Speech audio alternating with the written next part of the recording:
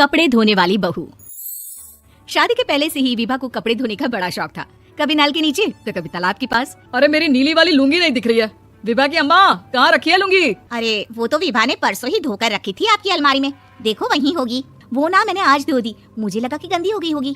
अरे कैसे गंदी हो गई थी? उसे तो मैंने पहना भी नहीं। हे भगवान, इस लड़की के कपड़े धोने की आदत से परेशान हो गया हूँ मैं। जितना तो घर में राशन नहीं आता उससे कहीं ज्यादा डिटर्जेंट पाउडर का खर्चा है। इसकी शादी करवा दो, शादी जाए अपने घर में ही करे काम, फिर चाहे घर के कपड़े धोने हो या पूरे गाँव के। हाँ ठीक बोल रही हूँ, देखता हूँ मैं कोई लड़का। वो दिन भी आ जाता है जब विभा को देखने लड़के वाले आ जाते हैं। लड़की मुझे अच्छी लगी। होने वाली सास कहती है, बेटी अगर कुछ पूछना है तो पूछ लो। वैसे तो हमारी लड़की बहुत ही शर्मिली है, जो बोल दो वो मान लेती है, इसे क्या पूछना होगा। अरे कैसी बात कर रही हो माँ, मुझे इन लोगों के घर रहना है, सवाल तो कई है। हाँ हाँ बेटा पूछ लो ना, क्या पूछना है।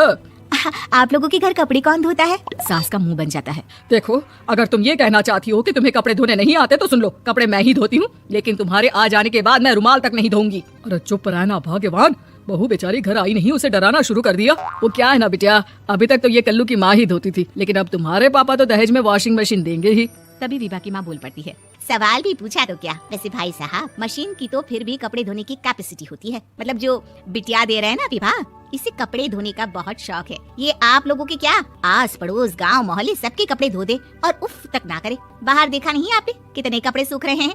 सब हमारी बिटिया ने ही तो धोए हैं। बस भी करो ना माँ, शर्म आ रही है इतनी तारीफ सुनकर। और तो और एक दाग निकाल कर दिखाओ तो मान जाओ। हाँ अच्छा माफ करना बेटा, मैंने गलत समझा, हमें तो रिश्ता बहुत पसंद है। और ऐसे जुड़ जाता है रिश्ता कपड़े धोने का शौक रखने वाली विभा का। उसकी शादी हो जाती है कोयला फैक्ट्री में काम करने वाले कल्लू के साथ। शादी के बाद अचानक विभा चिल्लाती हुई सास के पास आती है, सासू माँ, अरे सासू माँ कहाँ है आप? ये तो धोखा है, धोखा दिया आप लोगों ने मुझे। इसे ससुर के चक्कर के बारे में पता चल गया। अरे तो उसमें तुझे क्यों धोखा मिला है? अरे नल में पानी नहीं आता, कपड़े कैसे कब धुलेंगे? अच्छा तू पानी नहीं आ रहा उसकी बात कर रही है? तो आपने क्या सोचा? कुछ नहीं। अच्छा तेरी माँ ने कहा था कि कपड़े धोने का शौक है, तुझे याद आया मुझे। शौक शौक बोलकर कपड़े धोने वाले मेरे जुनून को कम ना आके सासू माँ, कपड़ा धोना मेरा गुरूर है। तभी पति भी वहाँ आ जाता है। अभी मैंने इसे सनी देओल की फिल्म दिखाई है, उसी के डायलॉग मार रही है माँ। अच्छा सुन, साफ साफ बता रही हूँ, पानी सुबह 4 से 6 और शाम को 10 से 12 आता है, समझी? विभा टाइमिंग सुनकर हैरान हो जाती है। ये क्या भूतों का मोहल्ला है? सुबह 4 बजे उठकर कौन कपड़े धोता है? 4 बजे टंकी में पानी जाता है, फिर सारा दिन धोना ना, किसने मना किया? अरे कैसे बात कर रही हैं? 200 लीटर की टंकी में कितने कपड़े धो लूंगी मैं? सुबह ही उठ जाऊंगी मैं। अब क्या था, विभा सुबह 4 से लेकर रात के 12 बजे तक कपड़े ही धोती रहती। एक रोज सास पड़ोस से निकलकर कहीं जा रही होती है कि साथ वाली कहती है, हाँ कल्लू की माँ, जरा ये बताओ कि 2 साड़ी है, 2 ब्लाउज और एक पेटीकोट और एक नाड़ी वाला लंबा कच्छा। हाँ तो अरे तो क्या कितना लोगी धुलाई, ये बताओ। धोबन दिख रहे हैं हम क्या? हमारे पति सरकारी नौकरी से अभी रिटायर हुए हैं और बेटा सुपरवाइजर है कोयला फैक्ट्री में। धोबन समझ रखा है हमें?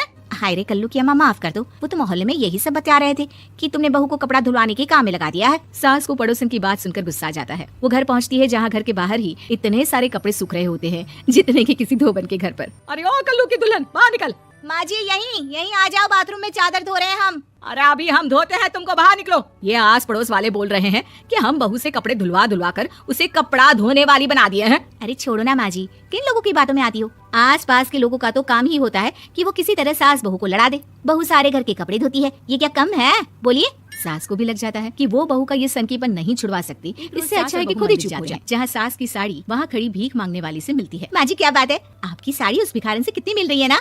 हाँ देखो तो दोनों की साड़ी मिल रही है। क्या बात है कल्लू की अम्मा, तुम खुद को तो अफसर की बीवी बताती हो और ऐसी सिंपल सी प्लेन साड़ी पहनकर घूमती हो। सिंपल और प्लेन नहीं है ये साड़ी। तो क्या सोने के धागे से फूल बने हैं? कुछ भी सासू माँ, कुछ भी। हाँ बने थे इस साड़ी में सोने के धागे से फूल। मेरे पति लेकर आए थे मद्रास से स्पेशली मेरे लिए 10,000 की। ताहे भाई साहब इस भिखारन के लिए भी सेम टू सेम साड़ी लेकर आए होंगे 10,000 की। सास उस वक्त कुछ और अलमारी से एल्बम निकाल कर लाती है। ये साड़ी देख रही है, ये वही साड़ी है जिसे मैंने अभी पहना था। इस साड़ी में ये जो चमकदार फूल दिख रहे हैं ना, ये सोने के धागों से काटे गए हैं, लेकिन तू लोकल वॉशिंग मशीन ब्रश से घिस कर सारे फूलों को निकाल कर साड़ी प्लेन कर दी। मुझे माफ कर दीजिए सासू माँ। और तो और, जब मैंने तुझे तेरी गलती के लिए कुछ नहीं कहा, लेकिन तूने तो सबके सामने मेरा मजाक ही बना दिया। क्यों? बहू को समझ में आ जाता है कि अब से उसका कपड़े धोना बंद। उम्मीद है कि आपको हमारी ये कहानी पसंद आई होगी। कृपया हमारे चैनल को सब्सक्राइब करें और सभी अपडेट्स के लिए बेल आइकन जरूर क्लिक करें। और हाँ, वीडियो लाइक और शेयर करना मत भूलिएगा। Bye bye.